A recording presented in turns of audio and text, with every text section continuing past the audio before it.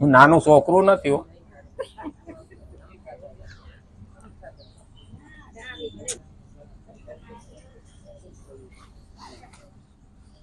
તું ભાવે ભજી લે ભગવાન, હવે જીવન થોડું રહ્યું. આમ તો કાયમ જીવન થોડું છે. કાલ હું પેલું વિડીયો જોતો તો મહારાષ્ટ્રમાં ઓલા એના બાપાને કે આઈફોન લઈ દે, આઈફોન. હા, અને મારો બેટો બાપાને કે એવોર્ડ નંબરે 10,000 નો ફોન લેવાની અને 1.5 લાખ નો ફોન લઈ હઠ કરી. બાપો લાવે ક્યાંથી? ઉપરથી કૂદકો માર્યો, ખાઈમાં ગયો. બાપો બસાવા ગયો તો બાપો માર્યો. પછી માં એક હતી કે હવે મારે શું જીવીને કરવું, એની કાઈમાં કૂદકો માર્યો. બાળકમાં સમજણ હોવી જોઈએ, પણ આજે માણસને શું છે, એટલા બધા પેલા મારી જીવન થોડું રહ્યું અને જીવન બગાડી નાખે. આ જીવન જીવવા માટે થઈ અને જે ભગવાને આપ્યું છે એને કેમ જીવવું, કેવી રીતે જીવવું, શા માટે જીવવું. અને એમાં આ વિરોધ પક્ષનો નેતા એ પાછો સનાતનનું અપમાન કરવામાં બાકી ના રાખે. મહારાષ્ટ્રમાં ઈ ભાષણ કરતો હતો તો એને પાછો સનાતનનું અપમાન કર્યું, મનુસ્મૃતિનું અપમાન કર્યું છે ને. નહીતર મનુસ્મૃતિનો જ શ્લોક છે અને ઈ કહે છે કે મનુસ્મૃતિ બૈરાઓને હલકી પાડે છે. તો મનુસ્મૃતિમાં લખેલું છે કે યસ્ય નાર્ય પૂજ્યન્તે તત્ર દેવ રમન્તે. જ્યાં ત્યાં નારીનું પૂજન થાય ત્યાં ત્યાં દેવો રમણ કરે છે. આવું મનુસ્મૃતિમાં લખેલું, એવું કેમ ના બતાવ્યું? પણ સનાતનને હલકો પાડવાનો કોંગ્રેસનું કામ જ છે. અયોધ્યામાં કોંગ્રેસ વાળાએ હનુમાનગઢીના દર્શન કર્યા પછી મછલીની જયાફત ઉડાડી. તો યોગીએ કીધું તમારે અયોધ્યા બહાર જઈને કરવું હતું ને, આપવાનું શું કામ કરો છો ધર્મનું? પણ એને તો સનાતનને કેમ તૂટવો જોઈએ, લોકોને કેમ આસ્થા ઓછી થાય, એ જ ધંધો છે. અને પાછા આપણા વાળા એમાં જાય. એટલે તો કીધું જો દેશમાંથી ગદ્દારો હોય ને તો બહારના ગદ્દારો ગોતવા જવા પડતા નથી. સનાતન વધવા માંડ્યો એટલે તો એ લોકોને હાથમાં ગાદી આવતી નથી. અને એટલે જ સનાતન શીખડાવે છે સંસ્કારો. તો કુસંસ્કારી સમાજ કેમ થાય? એટલે કે છે હા છોકરીઓ ગાળો બોલે એમાં શું થયું? મોટા મોટી સંસ્કૃતિ ભારતની તો એ જ છે કે નારીને દેવી કહી છે. તો એને મોઢેથી ગાળો આવે એટલે લોકોને નવાઈ લાગે. ઘરમાં તો ઠીક, આ તો જાહેરમાં કેમેરાની સામે બોલે એટલે નવાઈ નહીં. અને ત્યારે માણસને લાગવું જોઈએ કે આપણે જ્યાં હતા ત્યાં નથી. અને એટલે જ આ ઓસ્ટ્રેલિયા વાળાએ એની તો કાયદો કર્યો કે 16 વર્ષથી નીચેના ને આ ફોન બગાડે છે એટલે ત્યાં એને જોવાની મનાઈ કરી. આપણા વાળા તો 2 વર્ષનું હોય તો હાથમાં ફોન પકડાવી દે. લે આ નડે. પછી માના હાથમાં ફોન હોય ને એક છોકરાને ફોન પકડાવી દે એટલે છોકરો મોટો થઈને માને જ પછી રવાડે ચડાવે. કારણ કે ફોનમાં સારું આવે એના કરતા જાજુ ખરાબ આવે.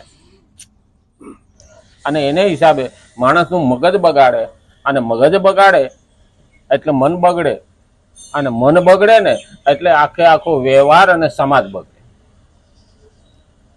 તો એ ના બગડવું જોઈએ. અને એની પાછળનો હેતુ શું છે એ માટે ભગવાન વારે વારે અર્જુનને કે શ્રીમદ ભગવદ્ ગીતા 3જો અધ્યાય અને 37મો શ્લોક આપણે જોઈએ છીએ. ભગવાન કહે છે વસ્તુ વ્યક્તિ અને ક્રિયાથી સુખ ઈચ્છવું તેનું નામ કામ છે.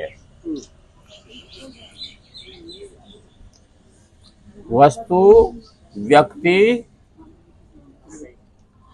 અને ક્રિયા એટલે વસ્તુ, કોઈ પણ વસ્તુ વિના મને નહીં હાલે અથવા આ વસ્તુ મને વધારે ગમે, આ વસ્તુ વિના હું રહી ન શકું, એ વસ્તુથી માણસની ઈચ્છા એમાં રોકી રાખે જેથી કરીને એનું કલ્યાણ અટકી જાય. પછી વ્યક્તિ, વ્યક્તિ વિશે કાલે હું બોલતો હતો, પછી બે બાજુથી ટાઈમ થઈ ગયો એવું વાવાઝોડું આવ્યું એટલે મને ખબર પડી જ ગઈ હોય, ઘડિયાળમાં જોઉં ને એટલે કે ખબર પડી ગઈ, પણ વારે વારે કે ને એટલે હું ડિસ્ટર્બ થાવ. પછી હા, ખોડિયા જુદા ને મન એક, પ્રાણ એક થઈ જાય, એને બદલે ખોડિયા એક ને મન પ્રાણ જુદા થઈ ગયા એવું બોલાઈ ગયું. કારણ કે ડિસ્ટર્બ થાય ને એટલે મહાત્મા ગાંધીને બદલે ધાત્મા ગાંધી બોલાય. એટલે તો હું ઘણી વખત પૂછું કે વૈશમાં ડિસ્ટર્બ થાય ને એટલે ક્યાં હતો, એક વખત કહી દીધું એટલે આવી ગયું, મને ખબર જ પડી કે મેં ઘડિયાળમાં જોઈ લીધું. પછી મારે વાત તો પૂરી કરવી, અટકવું તો પડે ને ક્યાં. આ થોડી ચાપ છે કે આમ બંધ સ્વિચ ને દબાવીને લાઈટ બંધ થઈ ગઈ. અહીંયા અધૂરું મૂકતા પહેલા મારે વાક્ય તો પૂરું કરવું પડે, અને એમાં 1-2 મિનિટ વધારે જાય તો કઈ પ્લેન ઉપડી નથી જવાનું. પ્લેન હવે 10 મિનિટ મોડા પડે છે. એટલે પેલું યાદ રાખવાનું, મને એક વખત યાદ કરાવ્યું એટલે મેં ઘડિયાળ સામે જોઈ લીધું, મને ખબર હોય. પણ કોઈ વસ્તુ એવી હોય કે ફકરામાં મારે રહી જતું હોય તો એ વાક્ય તો પૂરું કરવું પડે. વ્યક્તિમાં પ્રેમી આવે, પતિ આવે, ભાઈ આવે, દીકરો આવે, માં આવે, બાપ આવે, દીકરી આવે, બેન આવે. આપણે જે વ્યક્તિ પાછળ વધારે પાગલ થતા હોય એ પણ આપણી કામના છે, અને એ આપણને રોકી રાખે. વ્યક્તિ અને ક્રિયા એટલે કર્મ. આ કામ મને વધારે ગમે છે, આ કામ મને નથી ગમતું, આવું છે તેવું છે નહીં. આપણા વિકાસ માટે હોવું જોઈએ ક્રિયા. રાધે માણસ શું છે, મને જેમાં ફાયદો છે ને એમાં હું કરું. આજે માણસ ફાયદા વિના બારો જતો જ નથી. ફાયદો માણસ આજે નીકળે કેવું, ઘરનો ઉમરો છોડે ને તો પણ ફાયદો, વાયદો ને કાયદો, તો જ બારો નીકળે.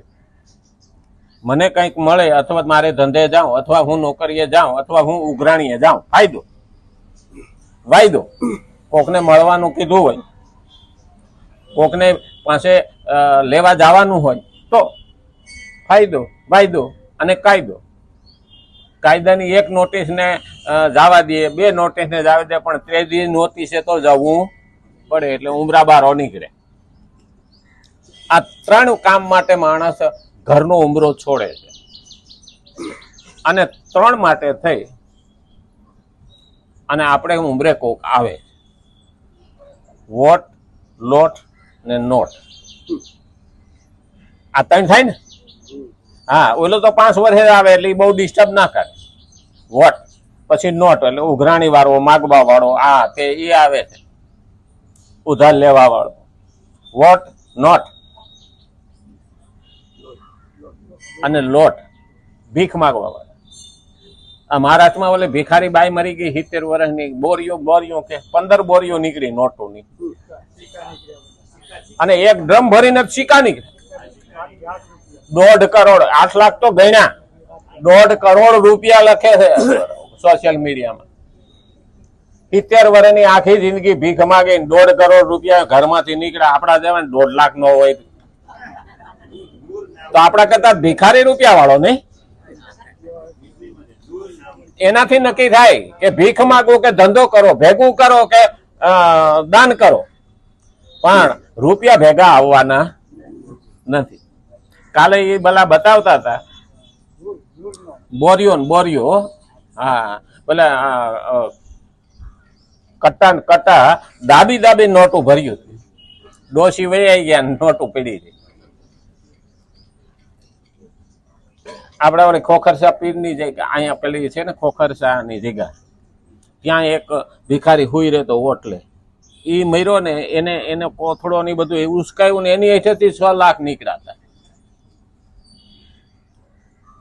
તો પછી ભાઈ 2-3 લાખ રૂપિયા, 5 લાખ રૂપિયા ત્યાં ભીખ માગી લીધી, અને પછી એ મૂકી દે ને, એ રૂપિયામાંથી જીવન જીવીશ તો તું કઈ ભૂખે તો મરવાનો નથી. પણ આ શું છે કે મનમાં ઘૂસી ગયું કે માયકા વિના એને પેલો રાજાનો કુંવર પણ પેલી ભિખારીને પૈણી લાવ્યો હતો, દાડે હુકાતી છે.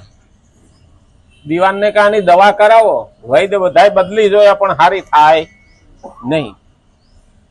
પછી એક સંતને પૂછ્યું તો કે આનું મૂળ શું છે, તો કે ભિખારણી. તો કે એક કામ કરું, તો કે હું આને કે 5 ઘર રોજ માગવા મોકલું. રાજા કે પણ મારી ઇજ્જત હું? તો કે પાછળ બંગલા પાછળ 5 જણા 10 ઓયડીઓ બનાવો ને ત્યાં ભીખ માગવા જાય. 15 દાડામાં ટમેટા જેવી થઈ ગઈ. બોલો, બંગલાની પાછળ ઓલા 10 જણા રાખ્યા હતા ને ત્યાં ભીખ માગવા જાય. બટકું રોટલો દઈજે ભાઈ. ત્યાં તો 15 દાડા ટમેટા જેવી થઈ ગઈ, બધી બીમારી જતી રહી. એટલે અમુકના મગજમાં ભીખ ઘડી ગઈ હોય, એમ એ અંદર જે મનમાં રોપાઈ જાય ને એ જતું નથી. તો અહીંયા પણ એ છે, કર્મ રોપાઈ ગયું, વ્યક્તિ રોપાઈ ગઈ અને વસ્તુ રોપાઈ. હવે એને આપણે શું કહીએ છીએ? મમતા. અને એ આપણને ના તો કલ્યાણ થવા દે છે, ના મુક્તિ મળવા દે છે, અને ના સુખી રહેવા દે.